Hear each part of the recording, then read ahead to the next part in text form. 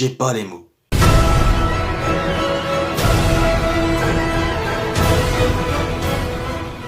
On se retrouve pour une toute nouvelle vidéo consacrée cette fois-ci à l'univers DC en ce toute première critique cinématographique de la chaîne. Le Joker, un film réalisé par Tom Phillips avec à l'affiche Joaquin Phoenix, Robert De Niro et tout le tralala. Donc j'ai pas besoin de vous rappeler l'histoire, je pense que vous connaissez déjà le Joker, c'est l'un des personnages les plus connus de... si ce n'est l'un des plus connus à la pop culture actuellement. Eh bien, qu'est-ce que vaut donc ce Joker de 2019 après celui de Heath Ledger qui est malheureusement décédé quelques jours avant la sortie de Dark Knight, sorti en 2008. Voici donc mon avis sans spoiler. Alors, pour tout vous dire, j'ai pas les mots. J'ai clairement pas les mots. Donc ce film, je suis désolé si certains ne vont pas le prendre, mais je suis désolé, il faut que je le dise, ce film est un chef-d'œuvre. Clairement, c'est un chef-d'œuvre. Là, je viens juste de sortir de la salle. Et clairement, quand je suis sorti de la salle, désolé de le dire, mais j'avais pas les mots. C'est vraiment quelque chose de... Voilà, même moi, j'ai pas... Je vois pas ce que je peux dire de suite sur ce film, en fait. En gros, ce film veut tout dire, en fait. Ce film essaye de nous dire quelque chose. Joaquin Phoenix, il est excellent. Il est juste excellent. Il y a rien à dire. Il n'y a rien à dire, on a vraiment l'impression que c'est vrai, on a vraiment l'impression qu'il s'intègre, non pas qu'il s'intègre, il le devient carrément. C'est époustouflant, c'est l'une des premières fois que je ressens un truc comme ça au cinéma. Donc je n'ai jamais eu autant de claques audiovisuelles, scénaristiquement, ou même exceptionnellement, performance d'acteur, je n'ai jamais aussi ressenti une telle claque depuis Infinity War sorti en 2018. Et franchement, c'est... Voilà. Donc ça sera peut-être le titre de cette vidéo, donc j'ai pas les mots, quoi. Voilà, j'ai pas les mots. Donc le film s'écarte vraiment de l'univers DCU ou World of DC, parce qu'à chaque fois ils ont tendance à souvent changer de nom. Donc franchement, c'est quelque chose de parfait de la part de Warner et de DC en fait.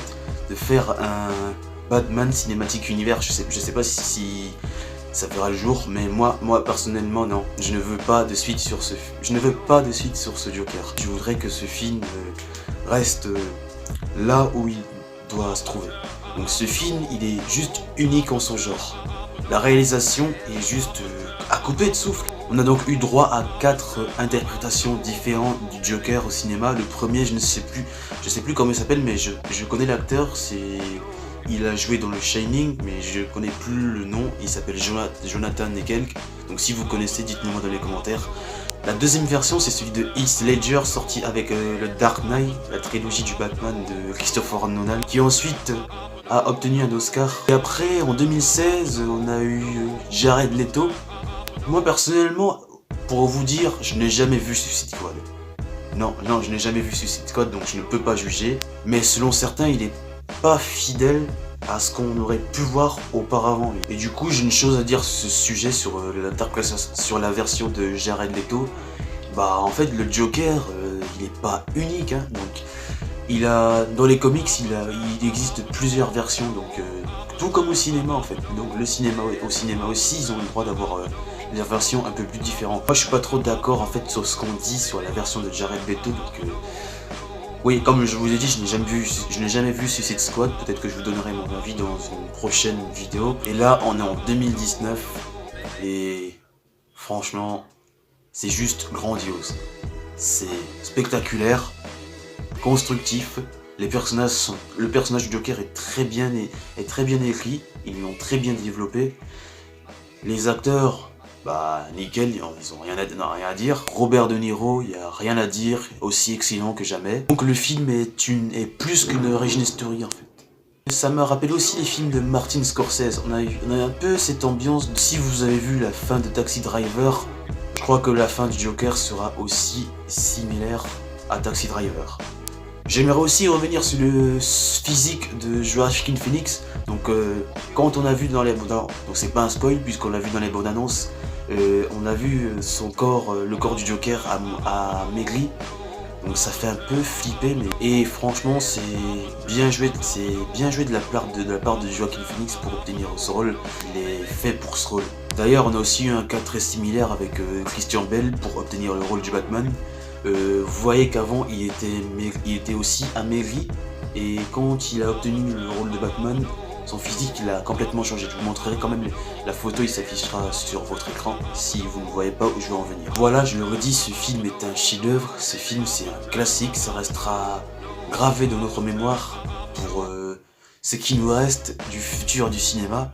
Donc ça marquera donc l'histoire du cinéma. Le Joker, ce n'est pas un film de super-héros, donc pour ceux qui veulent aller voir ce film et qui s'attendent à avoir de l'action et tout, vous serez un peu déçus, mais pas pour autant. Ça vous permet aussi de voir des choses un peu plus différentes par rapport à ce qu'on a au cinéma avec les adaptations des comics. Donc c'est vraiment donc le Joker, et je crois que le Joker marque le début de cette histoire en fait. Bon, Joaquin Phoenix, je suis si sûr et 100%, il sera oscarisé. Il mérite vraiment son Oscar. Il a souffert de son corps en plus, de son physique, pour en arriver à là en plus, et franchement c'est respect à cet acteur. Vraiment très talentueux, donc il mérite cet Oscar. En tout cas, on verra ce que ça donnera avec Robert Pattinson en 2021 pour The Batman. On n'est jamais à l'abri des surprises. Pour vous dire, il n'y a presque pas de défaut dans ce film en fait. Il y a des moments où tu as envie de ne pas détester le personnage, et il y a des moments où tu hésites. Donc tu es entre deux murs en fait. Et c'est ça qui est splendide en fait. Donc allez voir le Joker, il explose tout. Actuellement au box-office, il fait dans les 250 millions au mondial, un truc comme ça. Enfin, si je dis pas de bêtises, environ. Donc allez le voir, franchement ça vaut le coup. C'est donc pour moi le meilleur film de l'année. Et l'un des meilleurs films aussi de cette fin de décennie. Donc si toi aussi t'as vu le Joker, tu sais ce que tu as à faire, tu me dis ton avis pour qu'on en débatte dessus. Et n'hésitez pas aussi à me dire aussi, les détails que j'ai oublié d'en parler dans cette vidéo. Partagez aussi la vidéo, on t'abonne à la chaîne aussi si tu es nouveau ou que tu es venu ici par hasard. Sur ce, c'était donc Maxikev, et à très vite pour un tout nouveau rendez-vous. Surtout, je dis bien surtout, n'oubliez pas...